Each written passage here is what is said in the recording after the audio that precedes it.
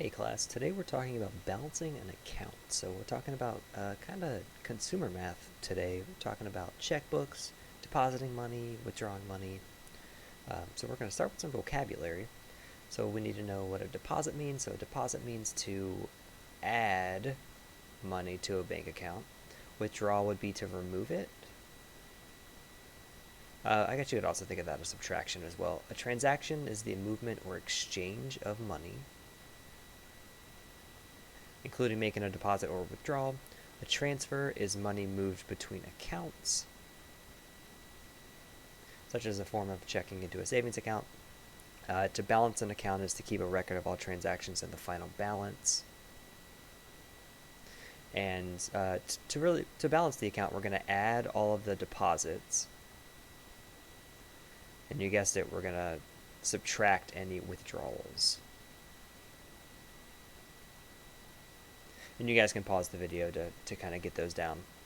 So again, when we're thinking about depositing or withdrawing money, deposits are always something we add. Withdrawals are always something we're subtracting. So an example of a deposit could be like a paycheck. Or maybe maybe your grandma gives you $5 in your birthday card, so like a gift. Gift slash present, I don't know. Receiving a check, cashing a check would also be a deposit. So we think of money getting put into our account, so what are some things that make it so money's taken out of our account? So if we use a debit card, so if we're paying with a debit card, we're taking money out of our account to pay it. If we use an ATM,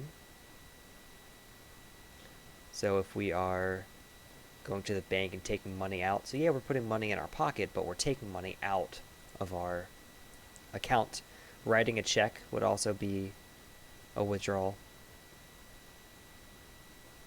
So just different ways to think of money kind of transferring here. So tell whether each represents a deposit or a withdrawal. So if I'm paying for something, that's automatically going to be a withdrawal. So if I'm paying, the amount of money in my account is going to go down, which means it's a withdrawal. But if I receive a check, if I receive money, receiving means that would be a deposit. If I use a debit card, so debit card here is important. Debit card means I'm using the money that's already in my account, so it's going to go down. That means it's a withdrawal. That says withdrawal, I promise. And then again, if you're taking money out of an ATM, that's also going to be a withdrawal. So let's get into how we actually calculate these. So again, because deposits are additions and withdrawals are subtractions, you're really just going to kind of use your calculator here.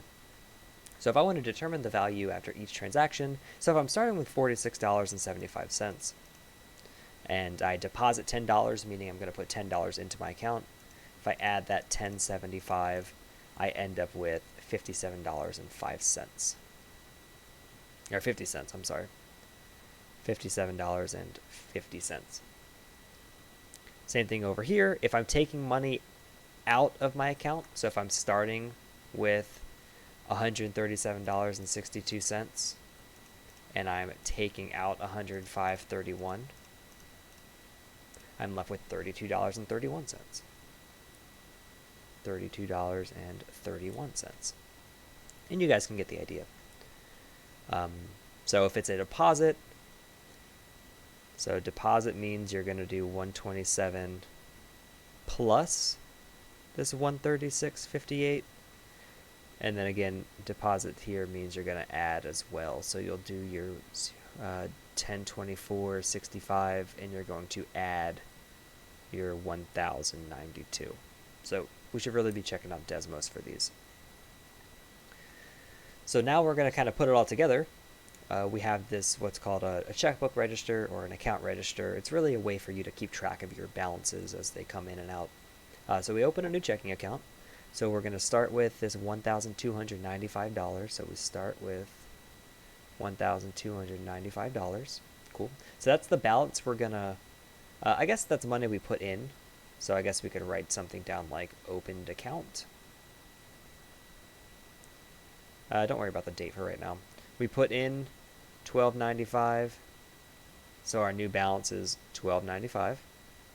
Awesome. So we wrote a check. I guess that could be our description here. We wrote a check. So remember, if we're writing a check, the money in our account is going to go down. So that's going to be a withdrawal. So it was for $975. I guess this was on 3/1. I guess the date doesn't really matter here. But because it's a deposit, a withdrawal, the amount in our account is definitely going to go down. So if we're starting with $1,295 and we're taking $970.50 out, well, that only leaves us with $320. Yikes, not a whole lot. On March 3rd, we paid a bill. Oh no. On 3/3, we paid our utility bill. So because we're paying a bill, again, we have to take money out of our account. That's going to be another withdrawal. That's going to be a withdrawal for $117.25. So again, because it's a withdrawal, we have to subtract it from the amount of money that we have. We're going to go broke by the end of this, I think. So if we started with $320 and we subtract our $117.25, that puts us at, oh yikes, $202.75. $202.75. And it looks like we've got a little bit more. We got a paycheck. Awesome. So on 3/6, we got a paycheck. Cool. We made some money. We have $960. Awesome. Because we got paid that much money, we're going to put it into our account. So that's going to be a deposit. So I got to add my $202.75 and my $960. And a really cool thing about Desmos is it's going to remember the last thing you typed in. So if you just hit answer, it's going to just pull that last number in. We're going to add 960, and we end up with this 1,162.75 number. And last but not least, it looks like Grandma's coming in clutch, sending us, gosh, $325. So on 3/14, we got a, I don't know, I'm going to put grandma money. I have no idea. Grandma dollars. She sent us $325 as a cash gift. I guess she is just rolling in the money. So again, I'm going to take my answer that I got. Oh, yikes.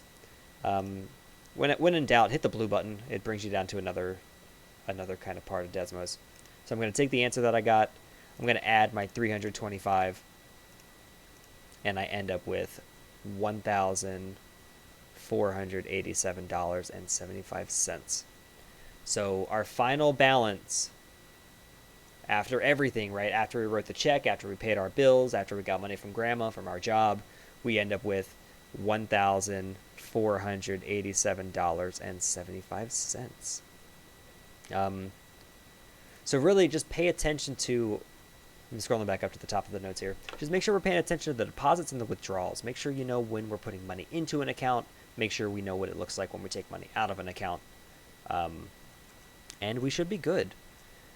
Use what you just learned above, pause the video, go back, rewind it, look at our notes. I want us to work on these independent practice questions, and I'll give you the answers in class.